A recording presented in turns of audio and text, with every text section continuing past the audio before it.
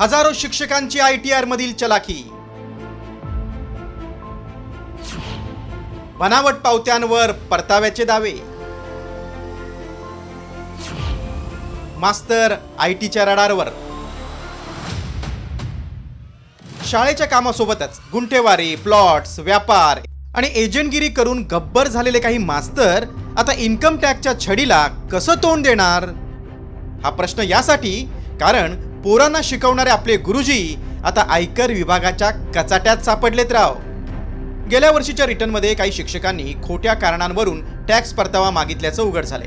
त्यामुळे राज्यातल्या हजारो शिक्षकांना सेक्शन 1311A या कलमखाली समन्स आलंय.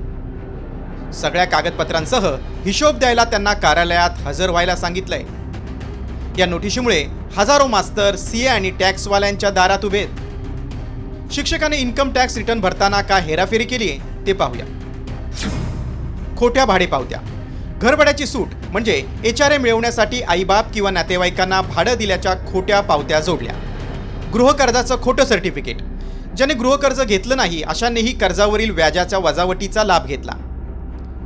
डबल वजावट. एकाच गुंतवणुकीचा फायदा दोन ठिकाणी घेऊन जास्त रिफंड मिळवण्याचा प्रयत्न केला.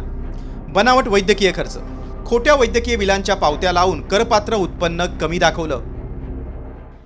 शिक्षकाकडनं अशी काही चुकीची माहिती भरली गेली असेल तर त्यांच्याकडनं दंडासहित वसूल झाली पाहिजे. प्रत्येक केंद्र वाईज CA अपॉइंट केलेला असतो आणि CAंकडे वेगवेगळे डॉक्युमेंट्स आम्ही सादर करतो. परंतु बरेचसे CA काय करतात की टॅक्स वाचवण्यासाठी वेगवेगळे त्यांच्या पद्धतीने पण डॉक्युमेंट्स जोडतात. निश्चितच शिक्षक सेना कर चुकवेगिरी करणाऱ्या शिक्षकांच्या पाठीशी निश्चितच नाही, त्यांच्यावर कारवाई व्हायला पाहिजे. टॅक्स मॅनेजमेंटच्या नावाखाली जी चलाखी सुरू होती तिचा बुरखा आता फाटलाय. फक्त शिक्षण खातं नाही तर दुसऱ्या सरकारी आणि खासगी विभागांमध्येही हाच कारभार सुरू आहे. त्यामुळे अलर्ट हो जाओ दोस्तो.